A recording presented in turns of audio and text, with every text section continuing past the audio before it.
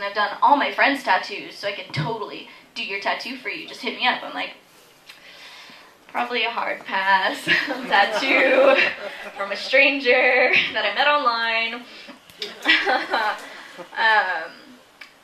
So I'm like feeling the one-upness. So I'm like, you know what? I saw this really cool band like a couple months ago. Maybe you've heard of them. He's like, oh yeah, definitely. I actually opened for a couple of their shows, and then they stayed at my house for like a week, and we all took turns like making breakfast for each other, and then we all had like really awesome sex together. And then they asked me to be the lead singer of their band, and I turned them down because I'm way too cool to actually exist. I was like, bro, I didn't even tell you the name of the band. He was like trying really hard to be impressive, you know? Like, I kind of like felt sorry for him, but like at the same time I just wanted to do like a jerk off motion like the whole time he was talking.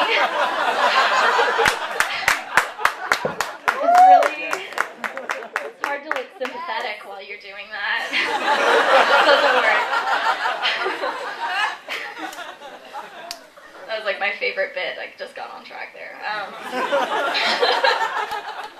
So that was like the first red flag, you know? Like, it got worse from there. Hard to believe. So red flag number 2, we're talking about the TV show Friends.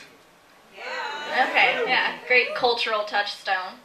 And so we're like talking about characters and stuff. He's like, you know, of all the characters in Friends, I'd say I probably relate the most to Ross. Right? No. Ross is like the fucking worst. The worst character. You Google Ross from Friends. Worst? You get 24 million results. Like, who does this guy think he is? Like, either he doesn't know that Ross sucks, or he's like so self-aware and he's just warning me right off the bat that he's awful. Yeah, red flag number 2. Red flag number 3, still talking about Friends. He looks at me, he's like, you know, of all the characters, you're probably Gunther. Gunther!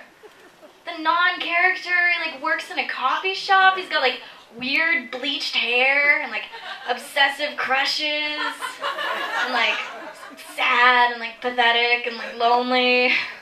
Yeah, I ended that date, you know? He knew me too well, and it was scary. So I don't go on dates too often anymore because I've got 2 dogs.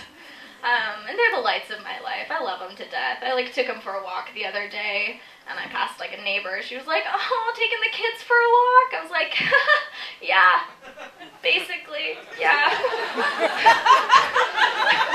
They're my life. It's fine. Yeah, who needs a relationship? I've got dogs. Dogs don't come up to you after 7 months and say that they're too emotionally invested in other things and can't handle a commitment to a relationship right now, but maybe we can be friends after a while. Dogs don't do that. And like, everybody loves dogs right now, you know? I'm sure you've all noticed it. Like, dogs are the main thing. But like, remember back like a few years ago, cats basically owned the entire internet. Like, you just like go onto like Facebook or like YouTube and it's just like cat videos as far as the eye can see. And now like dogs are everybody's favorite, and I think cats have got to feel kind of like a little jaded now. You just see like keyboard cat like sitting in the dark corner of a bar for animals, obviously. He's like sipping a little whiskey with his little paws. Keyboard's been repossessed. Not a whole lot going on for Keyboard Cat anymore these days. He's like looking over at all the dogs, being all cute, like cuddling with babies, or just like wearing boots. He's like quietly crying into his drink. I feel bad for Keyboard Cat. All the cats now.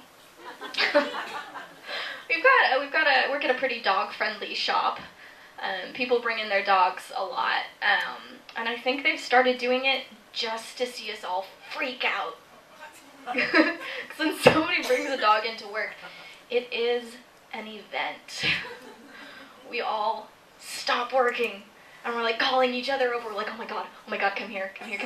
There's a dog in the store. Oh my god, it's wearing a little raincoat. It's wearing a raincoat, and it's got these tiny little legs. That is the cutest dog I've ever seen. I'm gonna start crying. Oh my god. I'm sorry. This is really... We've got, like, people excusing themselves to the back. Got, like, a fainting couch back there just in case. It's like every dog is literally the cutest dog we've ever seen. We have to, like, shut down the store to recover from that. That happens, like, 3 times a day. I think we lose a lot of time. But something I've noticed at work, this disease that's like spreading through the customers. It's called order amnesia. It's not a very creative name. Sorry. It's just people always forget what they order, which is insane because we get some like super specific orders from people. I'll make like a really customized sandwich and I'll like call it out. I'll be like, I've got like half a veggie sandwich with no onions, an extra cucumber, and 2 grinds of pepper, and balsamic on the side, cut into the shape of a heart. For Margaret. And I'll, like, set it out there. And this middle-aged man will walk up and, like, look at me, like, look at the sandwich, be like, is this mine? No, sir. You ordered a lemonade that you're currently drinking. Pretty sure this sandwich for Margaret isn't yours. You'll stand there and be like, are you sure? Yeah, I'm pretty sure I'm the only one working here. I made that sandwich. I made your lemonade as well. All right. That's all I got. Thank you. I love you all.